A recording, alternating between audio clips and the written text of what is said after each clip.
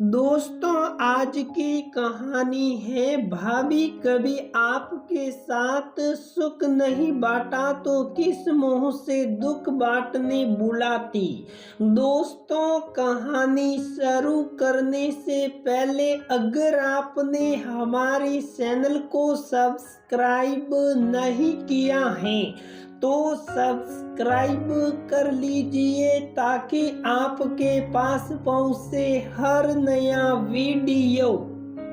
भाभी मम्मी सच कहती थी कि उनकी बड़ी बहू हीरा है, लेकिन उस समय मेरी आंखों पर छोटे भाई और भाभी के पैसों की पट्टी पड़ी थी। सॉरी भाभी, उन सारी बातों और नादानियों के लिए जो मैंने जाने अनजाने आपके साथ की।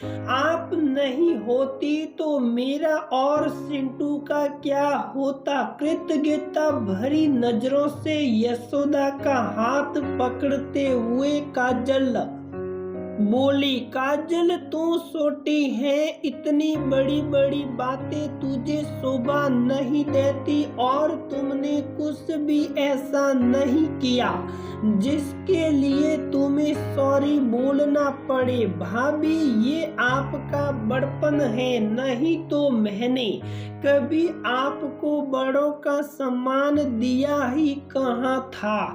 साल छोड़ इन बातों को, मैं गर्मा गर्म चाय बनाकर आती हूँ। आप बैठो, चाय मैं बना कर लाती हूँ। बहुत आराम कर लिया मैंने, अब तो डॉक्टर ने भी मुझे चलने फिरने के लिए कह दिया है।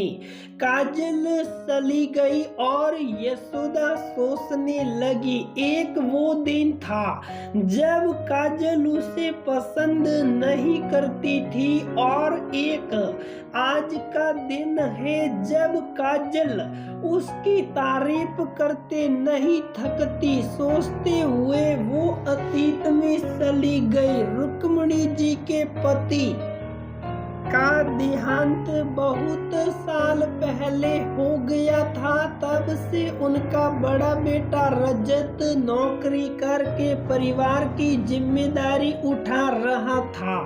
करीब 8 साल पहले यशोदा रुक्मिणी जी की बहू और रजत की पत्नी बनकर ससुराल आई थी। आते ही उसने घर की सारी जिम्मेदारी संभाल ली। देवर अमन और काजल को वो बड़ी बहन सा प्यार देती। रजत की तनख्वाह ज्यादा नहीं थी, फिर भी रजत और यशोदा ने अमन और काजल को पढ़ाने में कोई कमी नहीं की। अमन इंजीनियर बन गया था और मल्टीनेशनल कंपनी में अच्छी सैलरी में नौकरी करने लगा था और काजल कॉलेज जाने लगी थी। कुछ समय बाद अमन की शादी शेफाली से हो गई। धीरे धीरे शेफाली काजल की फेवरेट बन गई क्योंकि शेफाली के पास पैसों की कमी नहीं थी। वो काजल के लिए उसकी पसंद के गिफ्ट, उसे मूवी ले जाती, कॉलेज पार्टी के लिए पैसे दे देती। बदले में चालाकी से शेफाली काजल से अपने सारे काम करवा देती। रुक्मिणी जी शेफाली की चालाकियां जानती थी, इसलिए वो अक्सर काजल को समझाती रहती थी कि दोनों भाभियां बराबर हैं, दोनों को बराबर सम्मान और आदर दो। पर शेफाली के पैसों का जादू चढ़ा हुआ था। वो शेफाली को अपना सबसे बड़ा हितैषी समझती। वक्त गुजरा, काजल की शादी हो गई और कुछ समय बाद रुक्मिणी जी का भी देहांत हो गया। शेफाली अभी भी काजल की फेवरेट बनी रही क्योंकि काजल जब भी मायके आते या शेफाली उसके ससुराल जाती तो उसे बैग भर कर सामान देती। यशोदा उतना सामान नहीं दे पाती थी। एक दिन यशोदा को अपनी सहेली से पता चला, जो काजल के पड़ोस में रहती थी, कि काजल का एक्सीडेंट हो गया। उसके पैर में मल्टीपल फ्रैक्चर हुआ है। उसने तुरंत ही काजल को फोन किया, काजल तुम्हारा एक्सीडेंट हो गया और तुमने हमें बताना जरूरी नहीं समझा। अचानक बड़ी भाभी और भाई को देख काजल हैरान थी। भाभी किस मुंह से आपको बताती? जब मैंने कभी आपके साथ अपने सुख नहीं बांटे तो किस मुंह से दुख बांटने बुलाती? काजल तू इतनी बड़ी नहीं हुई, अभी भी हमारे लिए हमारी प्यारी गुड़िया रानी है।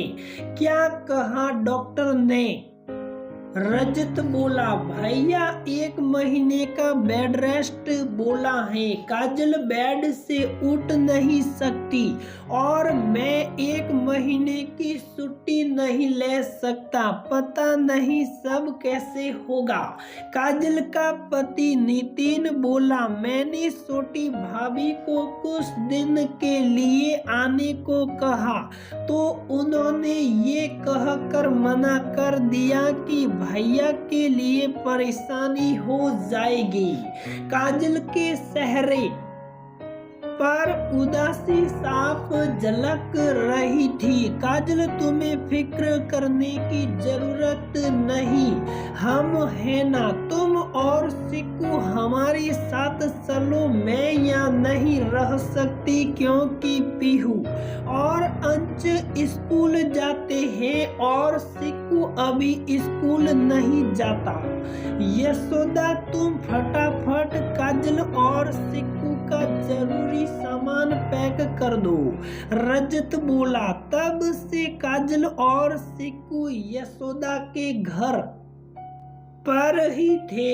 यशोदा ने काजल की बहुत अच्छे से देखभाल की। उसके और सिक्कू के खाने पीने का ध्यान रखा। कल ही काजल का प्लास्टर कटा था। दीदी कैसी है काजल?